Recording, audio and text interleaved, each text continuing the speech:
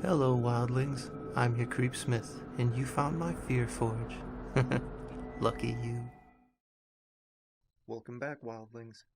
Tonight's tale, 10 Rules for the Night Security Guard by Robots914. You ever see an opportunity and think, that's too good to be true? Read through the fine print, find out more about it, wait with bated breath when it turns out you're right. Here's a piece of advice that I'll give you. I'm sure you've heard it before. I did too, and yet here I am now. In my experience, when something seems too good to be true, it is. Here I am now. 9 more hours sitting at this desk watching security feeds, then I get to go home and wonder why the fuck I believe this overpaid, seemingly easily security position didn't come with a catch.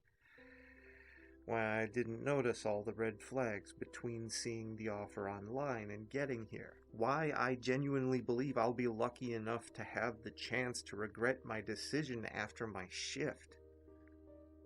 Alright, let's go back to earlier today. There I was, switching between browsing Reddit and flipping through the local job offers when a refresh of a local job listing site revealed something new that caught my eye.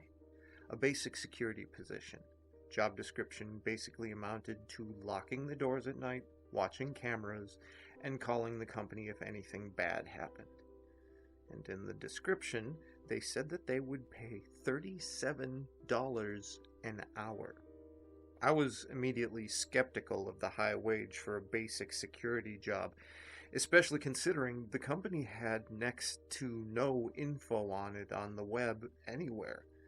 Their small website had a picture of the founders and outside of their buildings, but it didn't even say what they did. However, I had the qualifications from a class that I'd taken a year or so ago, and the possibility of walking away with $300 for one night's work seemed enticing, even if it might have been a scam. I figured it couldn't hurt to send in a resume and see what happened. I got a call from a private number not an hour after submitting my application. The conversation was odd. The person on the other end of the line seemed like they had no experience in hiring people before, and their voice seemed somewhat stressed, worried. A couple more red flags, but I was still in the it could be legit, and if it's not, I haven't lost anything mindset. I'll try to recreate the phone conversation here. Hello, is this Christopher?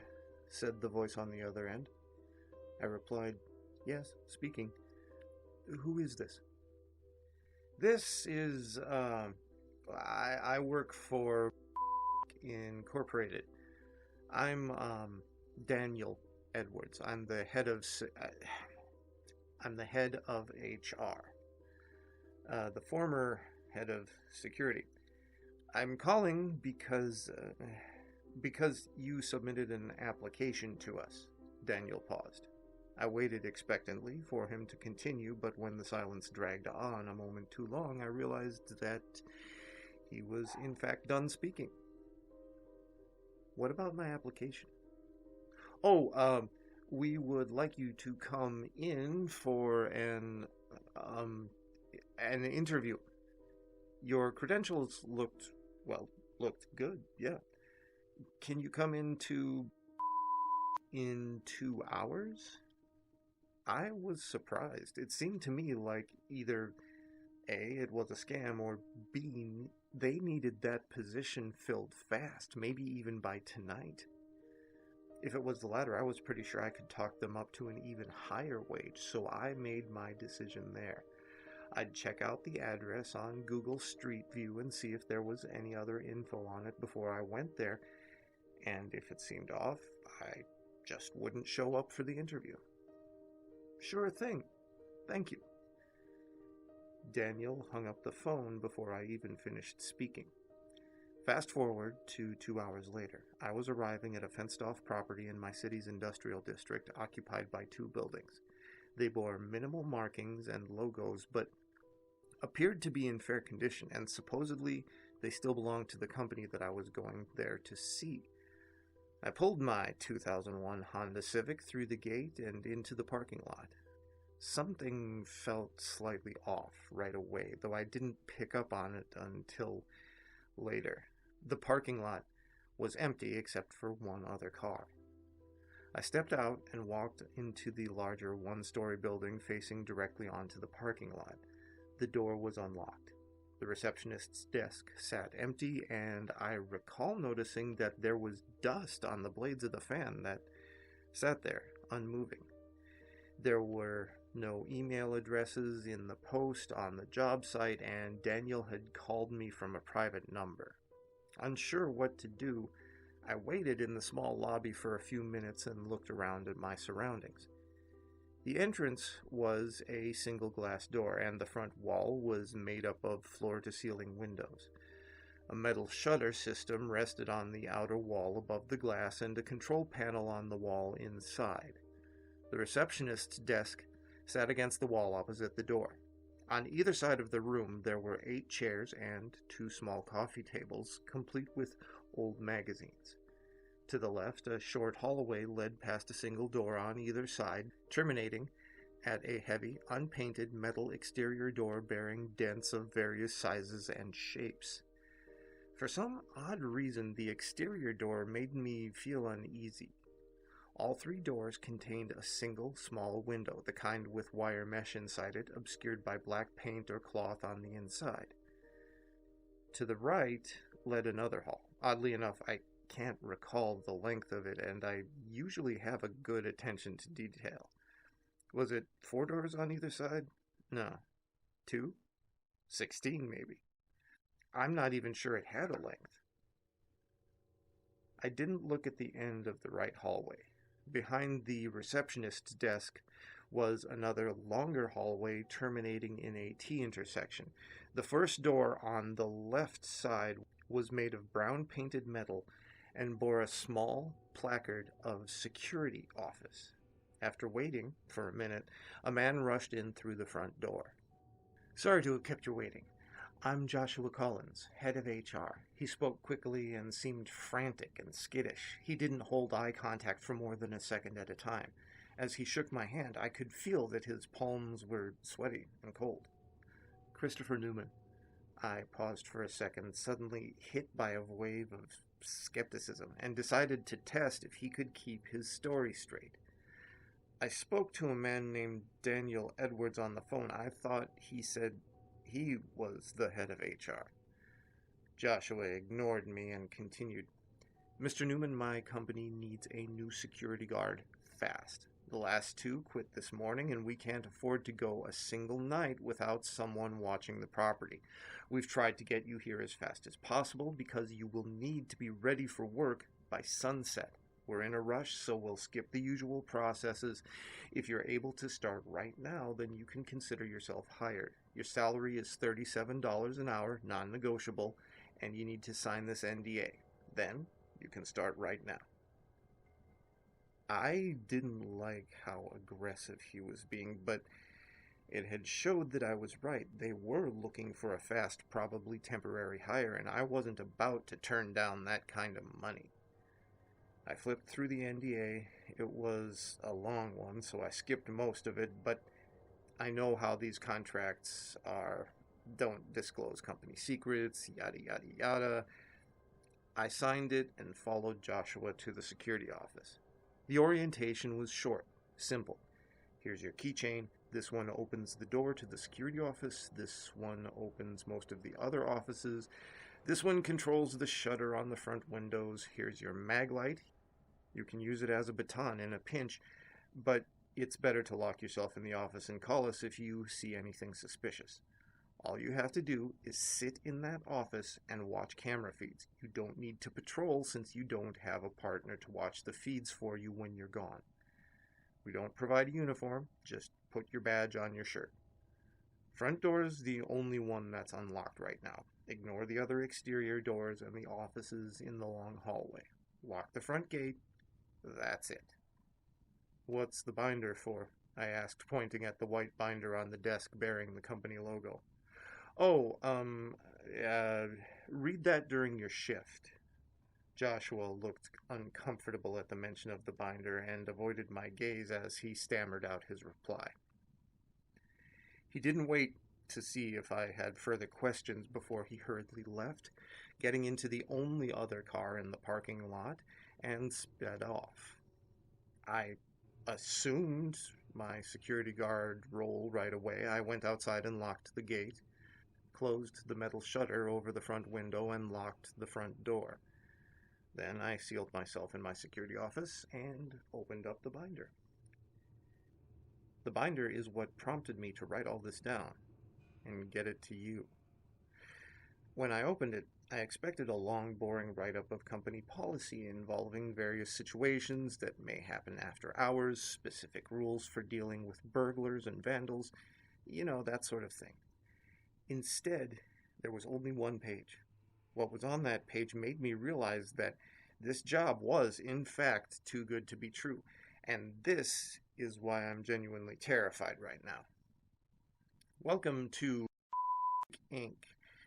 There are 10 company rules security personnel must follow in order to ensure their safety and well-being. The long hallway is off limits. If you cross the threshold from the lobby, turn around immediately and walk back. Do not run. Do not look at the long hallway for prolonged periods. If any security camera shows it, shut it down immediately. Do not open the door at the end of the short hallway. Building 2 is off limits and is to be observed only via camera feeds. If you must go outside, use only the front door. The coffee machine will turn on automatically at 2:17 a.m. Ensure that a cup is placed beneath it prior to this time. When the liquid is dispensed into the cup, place it outside the door of the security office. Lock the door and do not open it again until 2:37 a.m. Do not leave the security office between 4:01 and 4:02 a.m. If you hear a female voice coming from an indeterminate point within the building, unlock the door on the left of the short hallway. Do not enter the room unless the voice invites you to do so. Do not look at her face. If you hear a male voice upon unlocking the door, return to the security office immediately. If you feel that you are in immediate danger, call this number using the phone in the security office. Phone number follows. Do not contact emergency services before sunrise. Do not, under any circumstances, attempt to leave Incorporated before sunrise. I have 9 hours left on this shift. I would rather walk out of here broke than stick around for the rest of the night, but the instructions made it clear that I'll have to stick it out until morning. Wish me luck. Update, 2:15 a.m. It's been fairly uneventful so far, and I hope I didn't just jinx it by saying that. I've just stayed in the office and split my time between watching security camera feeds and browsing Reddit to calm my nerves. It's demon coffee time in 2 minutes. The cup is already in place, and I'm hoping everything goes well. Update. It's 3:30 a.m. now. Demon coffee disappeared after being left outside the door. I heard something knocking and scratching at the door during the time I was told to keep it closed, though I wasn't able to see it on the cameras. The only one watching the office door started showing the long hallway, and I had to turn it off. There's a persistent shadow in the corner of the room. It seems darker than what I'd call a normal shadow. It doesn't go away once I shine my flashlight at it. The instructions didn't say anything about a shadow, so I'm just going to not touch it and occasionally check to see if it changes size or moves or anything. Still, I haven't heard the woman's voice. I could have sworn I glimpsed a humanoid figure on the building 2 cameras outside a few times, though I can't find it when I inspect the feeds more closely. I no longer have even the slightest doubt that this place is as haunted as shit. Update. 4:29 a.m. I was feeling pretty shaken, so I didn't write this up immediately, but here's basically what happened. I'll put it in more detail in my next post. At 3:45, I heard the woman's voice. I was going to ignore it until 4:02, but it got louder and louder until it hurt, and I gave in. She invited me in, but I heard the male voice as soon as I sat down, and I ran back into the office. As for what happened at 4:01, I'll write that up later. I'm still really shaken by it. I'll just say that I was glad for the reinforced metal door on the office, and that I really, really regret taking this job. Stay tuned for part 2. Well, it's not Leon Kennedy levels of bad first night, but I don't think this is going to end well for our paranoid protagonist. What do you think?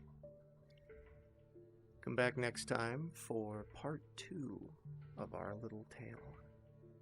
Stay scary, wildlings, and make the most of your nights.